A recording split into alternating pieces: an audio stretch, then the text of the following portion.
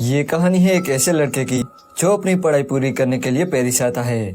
पर यहाँ वो दो ऐसे भाई बहन से मिलता है जिनकी हरकतें देखकर आप भी हैरान हो जाओगे। हेलो दोस्तों, आज हम जिस मूवी को एक्सप्लेन करने वाले हैं उस मूवी का नाम है ड्रीमर्स, जो 2003 में रिलीज हुई थी। मूवी स्टार्ट होती है और हम एक लड़के को देखते हैं जिसका नाम मिथ था। मिथ अपनी पढ़ाई पूरी करने के लिए अमेरिका से पेरिस आता है। उसे मूवी देखना काफी पसंद था। एक दिन जब वो मूवी देखने जाता है तब वहाँ उसे एक लड़की मिलती है जिसका नाम इसाबेल था। वो मिथ से कहती है कि मैंने तुम्हें पहले भी यहाँ देखा है, तुम यहाँ अकेले ही आते हो। तब मिथ कहता है कि मुझे अमेरिका से आए हुए कुछ दिन ही हुए हैं, इसलिए यहाँ मेरा कोई फ्रेंड नहीं है। तब इसाबेल उसे अपने भाई से मिलाती है जिसका नाम थियो था। वो तीनों बैठकर बातें कर रहे थे, लेकिन तभी पुलिस वहाँ लाठीचार्ज कर देती है, जिसे बचकर ये तीनों वहाँ से भाग जाते हैं। अब मिथ उनसे मिलकर बहुत खुश था क्योंकि उसे नए दोस्त मिल गए थे। घर पहुंचकर मिथ अपनी मॉम को एक लेटर लिखता है, पर जब से वो इसाबेल से मिला है वो बस उसके बारे में ही सोचने लगता है। अगली सुबह मिथ को थियो का कॉल आता है। वो उसे अपने घर डिनर के लिए बुलाता है। मिथ जब उसके घर जाता है तब इसाबेल उसे अपनी मॉम डैड से मिलाती है। अब डिनर के टाइम इसाबेल के डैड बहुत सारा ज्ञान बांटने लगते हैं, पर मिथ का ध्यान तो बस एक ही चीज पर था, वो थी इसाबेल। डिनर के बाद इसाबेल की मॉम मिथ को आज रात यहीं रुकने को कहती है। अगले दिन इसाबेल के मॉम डैड को किसी काम से बाहर जाना था, पर जाने से पहले वो अपने बच्चों के लिए एक चेक छोड़ते हैं ताकि वो इस घर में आराम से रह सके। उनके जाने के बाद मिथ इन दोनों से कहता है कि मुझे अपने घर जाना चाहिए, पर वो दोनों उसे नहीं जाने देते।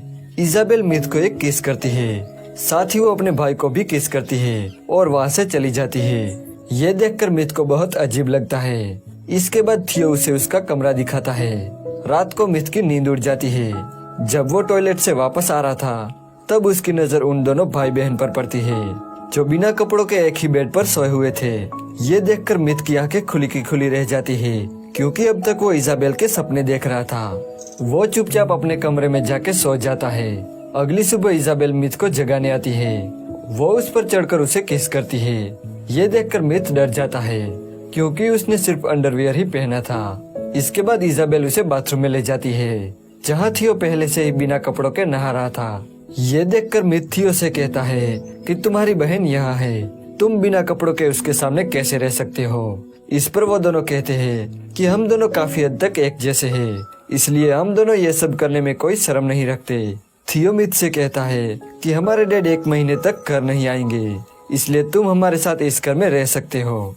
मिथ इसाबेल पर लट्टू था, इसलिए वो उसकी बात मान लेता है और उनके साथ रहने लगता है। एक रात ये तीनों गेम खेलते हैं जिसमें दोनों भाई बहन एक्ट करते हैं और मिथ को उस मूवी का नाम बताना था, पर अगर वो हार गया तो उसे एक डेयर पूरा करना होगा। पर यहाँ मिथ वो गेम जीत जाता है।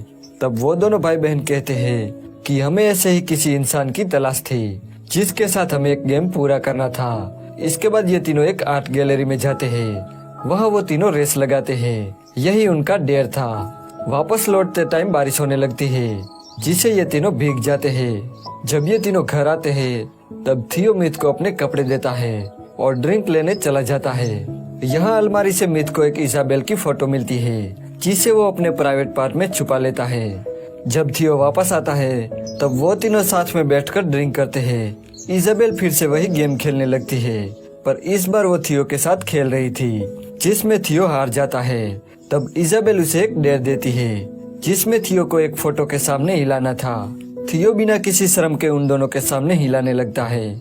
इसाबेल के लिए तो ये नॉर्मल था, पर मिथ की ये सब देखकर फट जाती है।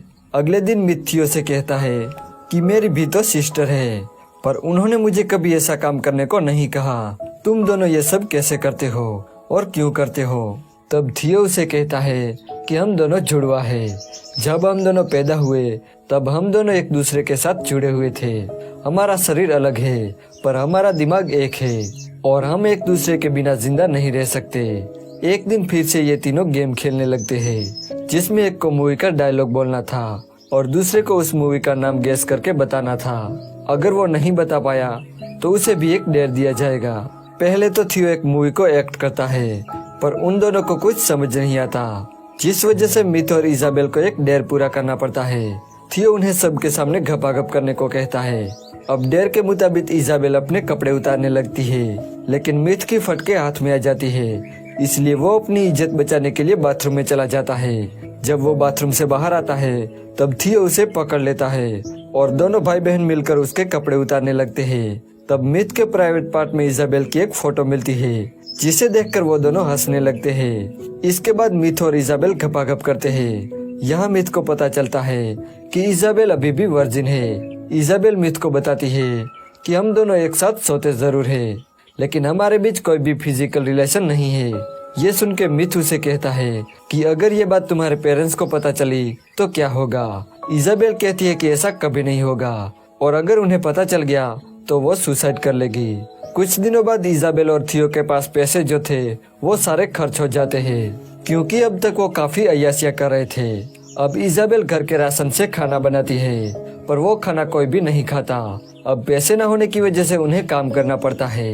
एक दिन मिथ और थियो एक ही टब में नहा रहे थे, तब इजाबेल वहाँ आती है और उनके साथ नहाने लगती है। इसी बीच इजाबेल मिथ से कहती है कि तुम हमसे प्यार करते हो, ये तुम्हें साबित करना होगा। अब ये बोलकर वो दोनों मिथ के घोंसले को काटने लगते हैं। मिथ को ये सब अच्छा नहीं लगता, वो इन दोनों पर गुस्सा हो जाता है। वो उनसे कहता है कि तुम दोनों बच्चों जैसी हरकतें क्यों करते हो। मिथ इजाबेल से कहता है कि आज तक तुम्हारा कोई भी बॉयफ्रेंड इसलिए नहीं है क्योंकि तुम हमेशा अपने भाई का कहना मानती हो। मिथ के ऐसे कहने पर इजाबेल उसके साथ डेट पर जाती है, वो उसकी गर्लफ्रेंड बन जाती है। वहीं दूसरी तरफ थियो भी एक लड़की को डेट करता है और उसे घर लाकर उसके साथ गपागप करता है। जब मिथ और इजाबेल घर आते हैं तब इजाबेल देखती है कि थियो किसी और लड़की के साथ सोया हुआ है। ये देखकर इजाबेल को काफी जेलस फील होता है और वो बहुत रोने लगती है। इसके बाद थियो और मिथ साथ में वाइन पीते हैं और बातें करने लगते हैं। तभी वहाँ इजाबेल आती है और वो उन दोनों को टेंट में ले जाती है, जहाँ वो दोनों भाई बहन बचपन में सोया करते थे। अब ये तीनों बिना कपड़ों के ऐसे ही सो जाते हैं। जब सुबह उसके मॉम डैड घर पे आते हैं तब वो उन लोगों को बिना कपड़ों के सोते हुए देख लेते हैं। ये देखकर उनकी आंखें खुली की खुली रह जाती है, लेकिन वो उनको उठाए बिना उनके लिए एक चेक छोड़कर चले जाते हैं। जब इजाबेल उठती है तब उसे वही चेक मिलता है, जिसे देखकर वो समझ जाती है कि उसके मॉम डैड को सब पता चल गया। इसके बाद वो सुसाइड करने का फैसला करती है और गैस पाइप लेकर सो जाती है। लेकिन बाहर रेवोल्यूशन चल रहा था, जिसे उनका एक पत्थर खिड़की से घर में आ जाता है, जिसे ये दोनों भी जाग जाते हैं और ये तीनों भी रेवोल्यूशन में शामिल हो जाते हैं। लेकिन थियो सबसे आगे जाके रास्ता रोक रहे पुलिस वाले पर पत्थर फेंकने लगता है। मिथ उसे काफी समझाता है, पर वो मिथ की कोई बात नहीं सुनता। इजाबेल भी थियो का साथ देने लगती है और वो दोनों वहाँ से चले जाते हैं। अब मिथ उनका साथ नहीं दे सकता था, इसलिए वो वहाँ से चला जाता है। इसके बाद पुलिस फोर्स सब पर लाठीचार्ज कर देती है और यहीं पर यह मूवी एंड हो जाती है।